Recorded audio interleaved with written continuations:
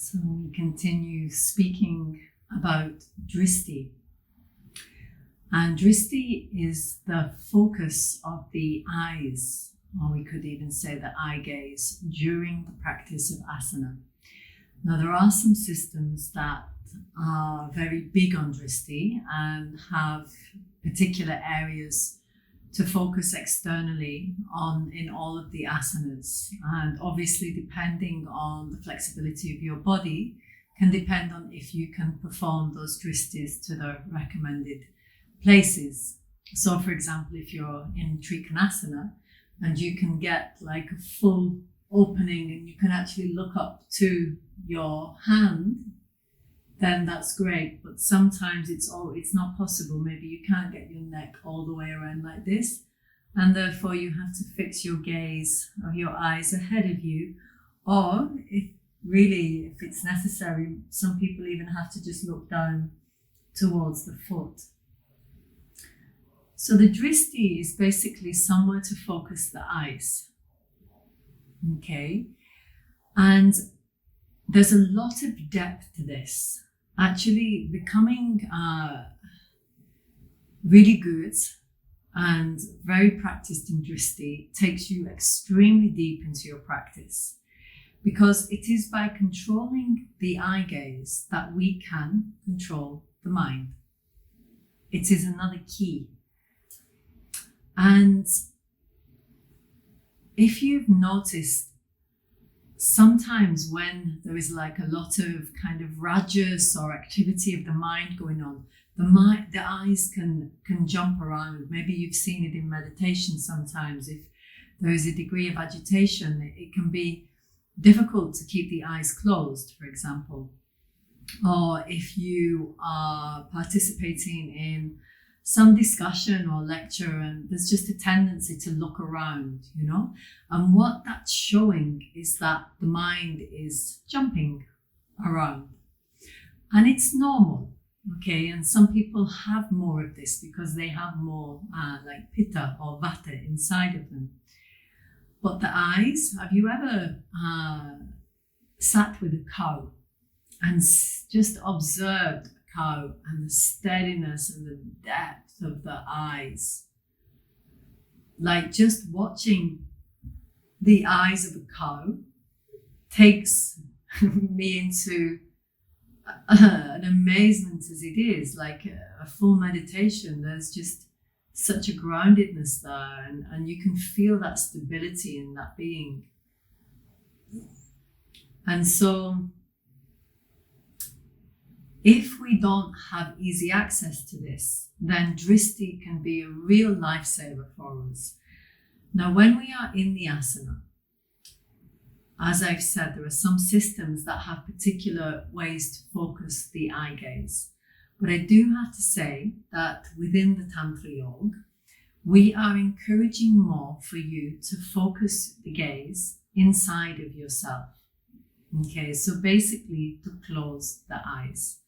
Now, of course, there are going to be a number of asanas that are difficult to perform with the eyes closed. Balance asanas, standing balance asanas, sitting balance asanas, even for the headstand or like extreme inversions, it feels more easy for people to keep the eyes open. So this is fine. If you need to open your eyes, then surely don't strain yourself in trying to keep them closed. But of course, if you do need to open them, then find a Dristi point. For example, if we are in a standing asana, a balancing asana, there are a couple of places that you can focus the Dristi. One of them is a spot ahead on the floor, so you can be looking down towards the floor. Another is at eye level ahead of you. And there are some asanas where you can take the eye level all the way up, and actually the more you start to bring the eyes up, the more it can challenge that balance. So we will continue with this actually. This is an interesting one with the standing balance asanas, because the way that you're being taught them here is that we can focus on these balance asanas in order to bring energy here to the third eye.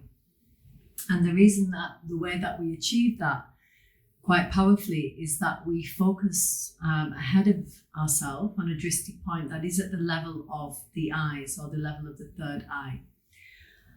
And this definitely, if you do it for long enough, you can feel a certain buzz happening here.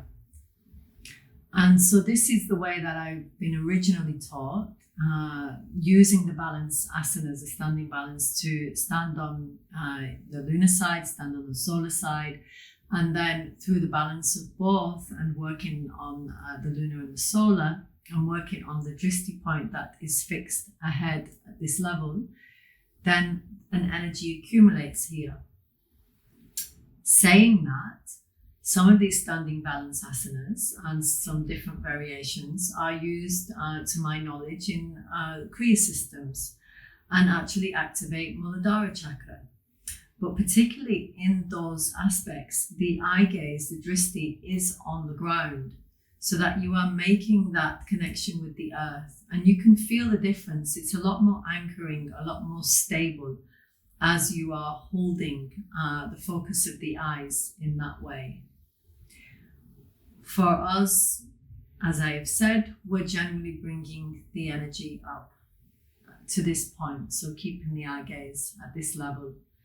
And then all the other asanas, really find what works for you with a Dristi point, because I don't want to say, exactly like I've demonstrated with Trikonasana, your eyes can be, your teacher may say, okay, eyes pointed up to that hand, but if your body doesn't allow for you to hold the asana with ease, and you have to put your head in another way, then do so.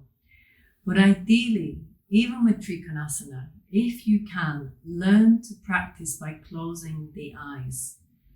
And you will be surprised, even if it's something you're not used to in the beginning, just slowly start to open yourself up to that possibility. And even if it's just a few moments, the eyes are closed and then you open. But if you have your eyes open temporarily or for the whole duration of the asana, choose your spot and stay with the spot. Don't allow your mind to pull you in this direction and in this direction. So you've decided that you're going to, let me just think, like look ahead here. And then you're like, getting a little bit agitated, looking down here, checking somebody out over there in the class. You see, and then the attention of the mind completely comes out. You've lost your pratyahara. And this is what we are aiming to do. This is the whole point of the Dristi, is to have a fixed spot so that we don't go external out of ourselves. And a Dristi is so poignant that when you are gazing at it, even if it's ahead of you and there are other people in the class, you don't see those other people, you just see that point. That's your meditation. And through that intense gaze, nothing else is existing. Saying that, in the Tantra yoga, can you imagine to take that Dristi inside of yourself and focus on a corresponding chakra? So if you are in an asana and you take that internal gaze and you rest your awareness, the internal focus, in a particular energy center, then you guide the prana totally into that point. You have a much less chance of being distracted with any external distractions. The practice becomes more meditative because somehow when we close our eyes and we start to reduce the effect of the senses, then this naturally induces a deeper state of meditation. So I would really recommend to start to practice all of your asanas, the ones that you can safely practice, using this internal Dristi. Okay? And just experiment. There are some asanas, I'm thinking of Matsyasana now, where the Matsyasana where the legs are extended out and you come up onto the elbows and then you converge the eyes. So the eyes are actually open here slightly, but they're looking up to the third eye. And this Dristi is so powerful that it's almost like a vacuum of sucking the prana all the way up through the body. Anything that is activated coming up just reaches to here with this strong Dristi point. Another one is Simhasana, the lion pose. If you're coming up into this asana and you just converge the eyes up, I mean, there's many other aspects to this asana as well, but energy just comes directly to the third eye. And so the eyes are still open, but in these more Dristi points that are here, it's such a strong pull on your eyes that the external, you don't see it anyway. But it's definitely worth to practice this. And of course, you can strengthen the gaze of your eyes with different practices. So as you may have come across, there are practices named Trataka, where you use an external point to focus the gaze of your eyes. And this could be a candle flame. In some systems they use yantra to focus on.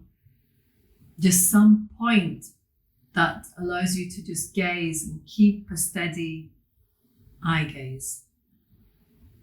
So what it does actually, it develops, these are what we call concentration techniques, and it develops the concentration ability. And if we can develop that concentration ability, then we understand the next step for us is having much more profound meditations. Yeah. And there are also other different mudras that you can also practice within the Hatha Yoga system. For example, mudras that encourage you alone while you are just sitting in meditation, all combined with a kriya to bring the eye gaze to the third eye or to the nose. And so these are specific mudras in themselves. And unless you are told and taught to practice them in a particular asana, then it is best to practice them alone. Just sitting yourself in a meditation posture and then just try these practices of just gazing into certain points of the body as I've suggested. And you can develop this. You know, just trying different techniques like this to basically strengthen not only the muscles in the eyes, but strengthening that capacity to stay one-pointed. This is what it is when we're practicing Dristi, to keep that capacity to be one-pointed in our focus with our gaze, so that we can go deeper, we can withdraw and really begin to access a deeper state of pratyahara. And therefore, the possibility to be able to meditate more profoundly. Okay? Thank you.